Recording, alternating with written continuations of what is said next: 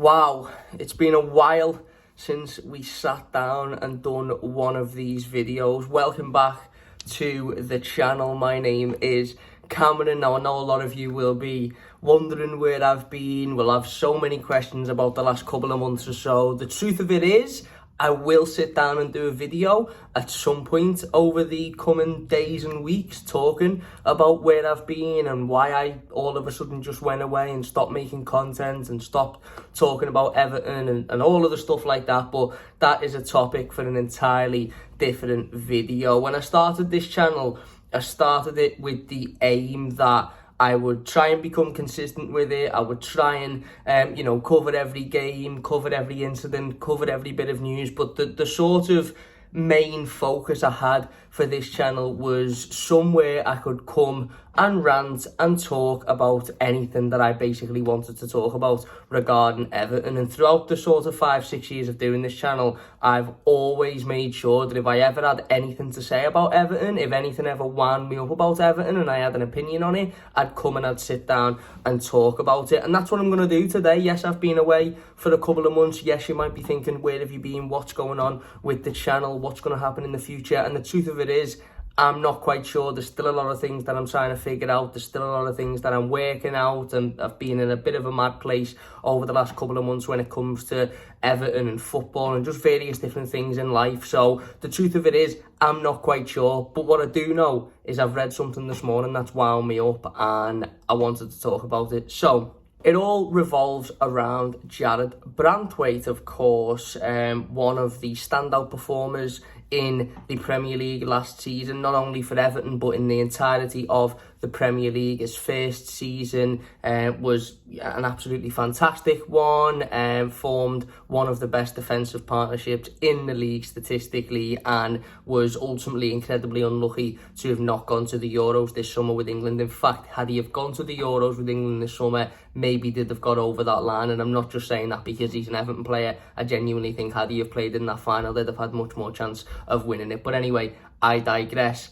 Obviously, there's been lots of rumours surrounding Jarrad Branthwaite recently. There's been lots of discussion surrounding his future. Will he stay at Everton? Will he leave? Will Everton be able to keep a hold of him? We've known Everton have been in a financial position of some sort over the past sort of few years or so. And the reason I don't say a terrible financial position is because, yes, we were in a terrible financial position, obviously, under Farhad Moshiri. We had all of the worries with 777 last season. Now we are seemingly in the midst of a takeover by Dan Friedman and obviously his sort of group of people. So I'm not quite sure where we stand as a club financially at this moment. We know that there's been a friendly agreed with Roma for the last week of pre-season, which tends to hint that the takeover is maybe a little bit further down the line than what has been reported. But, you know, it's not wrong to say Everton have been financially on their arse for the last couple of years or so. So it's always been quite known coming into this season or coming into this summer that we were likely going to have to sell players in order to buy. Kevin Thelwell said that, Sean Dyche had said that. We knew that we were going to have to make sacrifices. However, at that time, we didn't know that we were going to have a new owner come in who obviously would be able to financially back the club and get the club out of certain situations and certain positions. But we still knew we were likely going to have to sell players this summer. Obviously, we've heard the news over the last week or so that Amadou Onana looks set to complete his move to Aston Villa, which will bring in a significant amount of money, which obviously means that Everton can avoid having to sell a player like Jarrad Branthwaite for anything under the valuation that they choose. Now, that is the primitive, most important part of this whole conversation, the value that they choose. The value of Jarrad Branthwaite is completely up to Everton Football Club and nobody else, and that value is based on his performances last season, which we've already spoken about, breakout performances, his first season in the Premier League, one of the best defenders in the league last season, still a ridiculously young age with an incredible future ahead of him. His contract length, recently signed a new contract, so he's got multiple years left on his current contract, so it's not like he's coming towards the end of it and he's going to leave for free in a year or so anyway. He's still got a number of years left on it. His age, obviously still very, very young, lots of room to improve, but showing a real level of quality and a real level of ability at such a young age. And those factors, along with many others, give Everton the opportunity to say, no, do you know what? We won 70, 80 million pounds for this player, which personally for me, I think that's low. I'd be wanting in the region of 100, 150 million for Jarrad Branthwaite, because why wouldn't I? Manchester United spent 80 million pounds on Anthony, who I genuinely believe I've seen better players playing farther side on a Wednesday night. Various teams have spent 60, 70, 80 million pounds on players. Tottenham spent 67 million pounds on Ndombele, who ended up walking away for free, I think, at the end of his deal, or maybe he's still contracted to Tottenham, but just keeps getting sent out on loan. So I don't think it's out the realms of possibility that Everton should expect £100 million for a young up-and-coming defender who has quite clearly shown that he's got the ability to play at this level, and he is only going to get better, especially when a certain Manchester United paid £80 million for Harry Maguire once upon a time. But anyway, like I said, regardless, that valuation is down to the club. Regardless of what anybody thinks, regardless of how happy or unhappy that makes people, the valuation is down to the club. Just like the valuation of any other player is down to their football club. If Everton wanted to sign Marcus Rashford and Manchester United said we want 200 million for him, is Marcus Rashford worth 200 million? No, he absolutely isn't. But if he's worth 200 million to Manchester United, then who are we to say he's not worth that, we don't want to pay that, we should pay this? The player is ultimately worth what their club believes they are worth, and Jarrad Branthwaite is worth a lot of money for the reasons I've just given and many others.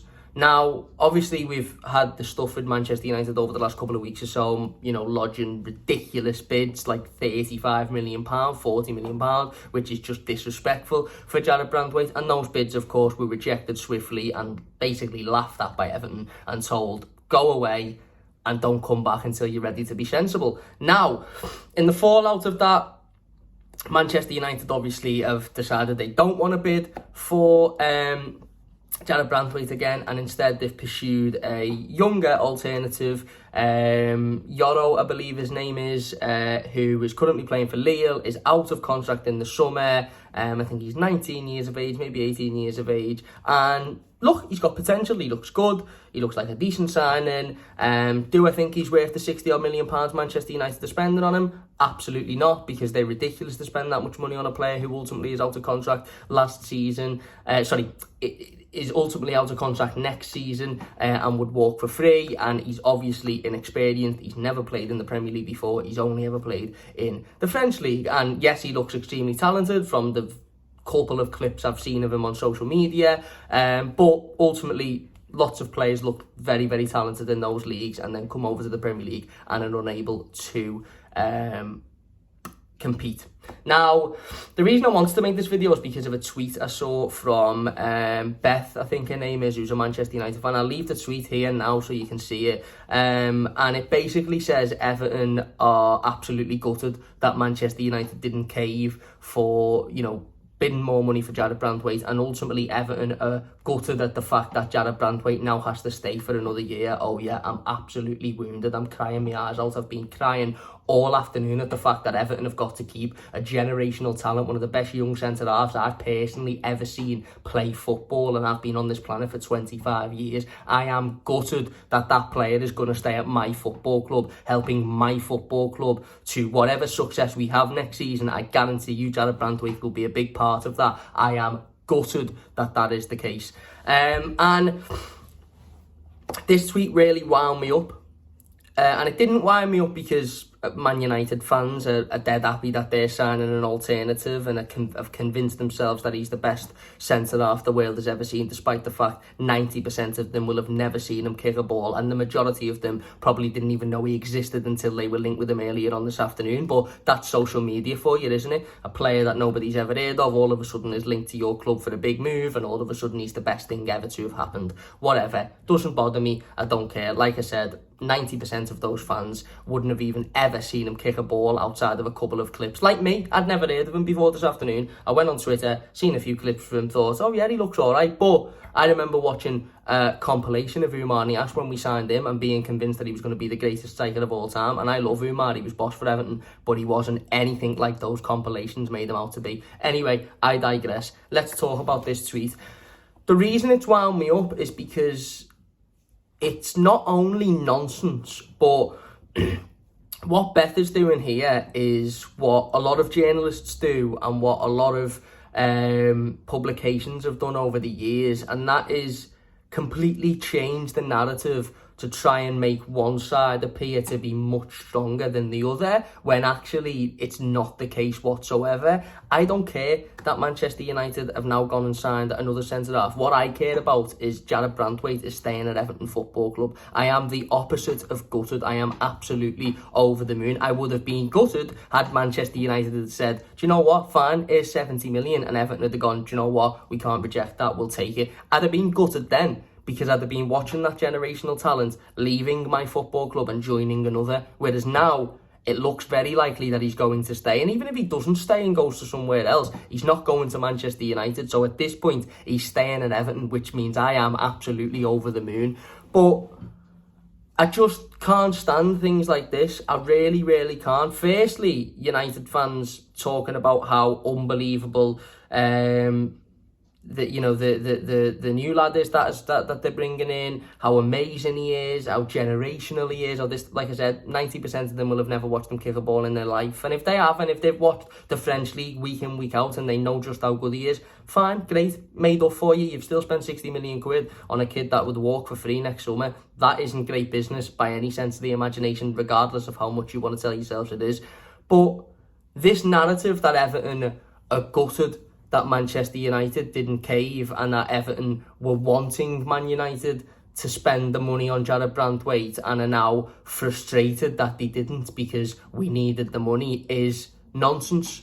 Absolutely nonsense. And it's nonsense that is backed up by evidence to show that it's nonsense. A couple of years ago, Everton sold Richarlison for probably £15 million less than what he was worth, because we needed the money. We didn't hold out and say, oh, well, we know Tottenham are going to pay anyway, so we'll hold out. No, we needed the money because we were in a bad financial position, so we sold him for less than what he was worth. We probably did the same with Anthony Gordon a couple of Januaries ago. We've had to sell 4 or 5 academy prospects because we've needed the money. We've not stood up and gone, no, actually, we want an extra 30 million for them, and then teams have paid it. No, we've sold them for much less than what they're worth because we've needed that money. The reason Everton said they want £70 million for Jarrad Branthwaite is because A, we obviously knew we were going to be able to sell other players and therefore not necessarily need to sell Jarrad Branthwaite. B, we obviously knew that there was a new owner coming in, which would take, some at least of the financial stress off of our back. And 3,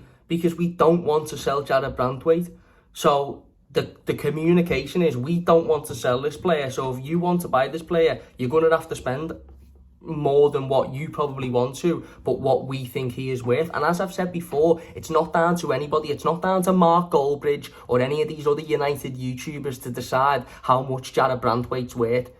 Just like me, they're young people sitting in their bedrooms. Some of them not even young, Mark Goldbridge, middle-aged, whatever. They're people sitting in their bedrooms, fans of their football clubs, who are nothing more than just fans giving their opinion, like I am. They haven't got a fucking clue, and they're in no position to tell a football club how much money they should be selling their star players for, firstly. Secondly, this narrative of Everton are gutted that United didn't put another bid in and ultimately bring the player in is bollocks as well, because what it's doing is it's the media, and it's specifically the Manchester United media, and we're seeing it a lot with various journalists who work for publications who very clearly have got links with Manchester United, as well as these fan channels, your likes of your Goldbridges and Beth, who I think works for Goldbridge, which tells you everything you need to know, and all of that, and all of that, who are trying to spin this narrative that Manchester United stood firm. Everton were trying to play our ball, but Everton really now are the ones that we can all laugh at because they wanted to sell Branthwaite, and because they were playing our ball, now it's gone back in their face, and look at how amazing Manchester United are at doing business. As I said before, I don't care how well I don't care if Manchester United now become the best football club in the world at doing business and the most successful football club in the world at doing business. I do not give a shite. Firstly, to spin bringing in a player with 1 year left on his contract with no experience in the Premier League for 60 odd million pounds and multiple hundreds of thousands of pounds a week likely as an unbelievable business deal is laughable. Because if that was Chelsea doing that or other football clubs, you'd all be laughing at them. But B, to try and say that Everton are gutted and spin it as if Manchester United have stood firm and Everton are being laughed at and this, that and the other, again, is laughable nonsense. and it's embarrassing. The reality of the situation is, and the truth of the situation is, Manchester United were embarrassed in the negotiations for Jarrad Branthwaite. Manchester United couldn't afford to pay the money Everton wanted for Jarrad Branthwaite, and Everton were well in their right to want that money for a young up-and-coming centre-half who just had one of the best breakthrough seasons in the Premier League in recent history, and formed one of the strongest defensive partnerships. Again, the stats will tell you that. Go and look at Everton's clean sheets, considering where we finished in the league last season with the points deductions and everything else that went on in the background. Our defence was absolutely fantastic throughout the majority of last season, consistently. So Everton are well in their right to want that money for Jarrad Branthwaite. Manchester United couldn't pay it. For whatever reason, couldn't afford it, didn't want to pay it, whatever the reason is.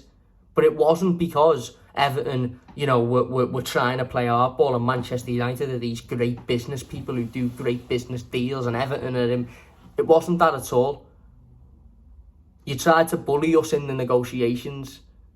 You tried to use your power as a big football club, and a football club who have been very successful in the past, and won leagues and Champions Leagues, and there's no denying it. Manchester United, one of the biggest football clubs in the world, the biggest football club in England. You tried to use that power to bully Everton into selling one of their better players for much, much cheaper, and because it didn't work, all your fans are coming out and cry-arsing on social media. Oh, how dare Everton, it's embarrassing for Everton, everyone's laughing at Everton. The reality is, no one's laughing at Everton. No one. They're all laughing at you. They're all sitting there thinking, well, why should Everton sell one of their better players for much less money just because you're Manchester United? You don't get to click your fingers and all of a sudden everybody goes to and powders to you. Oh yeah, you can have what you want. Manchester United don't get to turn up and go, we want him and we're going to pay 20 million for him, and teams go, yeah, sorry, you have him. Oh, you can only pay 10 million for him, don't we? In fact, we'll pay you 5 million to take him off our hands. No, it doesn't work anymore. If you want the players, you cough up the money that teams want for them, or you fuck off and go and find someone else. And that's what they had to do. They had to fuck off and overpay for a player who was in the last year of his contract. And all this nonsense. We beat off Real Madrid, we beat off Manchester City, we beat off Exeter, we beat off White, we beat off... You didn't. None of them teams were willing to pay 60 odd million quid for that kid, regardless of how good he may or may not be. None of them. That's why you beat them off. That's why you beat them off, because you've overpaid. Now, he might turn out to be the greatest centre-half in the world. I don't care. I'm not asked. If he does, great. But the fact of the matter is, at this current point where we stand now, you have overpaid for that asset. End of story. And that's why you've got him. You've not got him because you're unbelievably business-minded and ran rings around the competitors. No, you've just said, well, we'll give you an extraordinary amount of money. And the other teams have gone, well, we ain't paying that because he can come for free in the next year, so whatever. And now what we're seeing happening is the narrative. Because Manchester United were embarrassed in the negotiations, because they didn't get what they wanted, because they couldn't afford to pay the price we wanted, or didn't want to pay the price, whatever it is, but because everybody started to laugh at them and say, well, good on Everton, they stood up and they said, no, we want this amount, and if you're not going to pay it, fuck off, basically. Because of that, the media have now got to try and spin it. The media have now got to put a spin on it as if Manchester United have played a brilliant game here. Manchester United have absolutely embarrassed Everton. Everton wanted to sell Branthwaite. Everton were desperate to get their money in, and they tried to ask for more, and Man United have been strong and resilient and firm. Bollocks. It's all bollocks, and don't fall for it. This tweet under here is absolute bollocks, and don't fall for any of it. Everton Football Club stood up and said, if you want this player, then you pay what we think he's worth, and if you don't pay what we think he's worth, then you can fuck off and go and buy somebody else. End of story. They laughed at the embarrassing bids. The whole of social media laughed at the embarrassing bids, and now Manchester United and their journalists and their fans are trying so desperately hard to save face and make it look like they have played a masterstroke in this when they haven't, and don't believe any of it. So yeah, there you go. Just wanted to say that because I had something to say and I wanted to rant. I'm not sure when I'll be back. I do need to sit down and do a video about where I've been and what's going on and the future of the channel, but the truth is, I'm still figuring it out. So as soon as I've figured it out, I'll be back with more. But like I said, I just had something to say, so I wanted to say it. Thank you all for watching. Cheers for sticking by. I've had loads of lovely messages, people in the seat asking how I am, where I am, if everything's okay, sorry. And I just want to say I appreciate each and every one of you. Every bit of support we get, every, message, I honestly appreciate it so much from the bottom of my heart, and I am going to do a video explaining what's going on. But thank you all so much. Really do appreciate it. Enjoy the rest of your day, and we'll see you soon.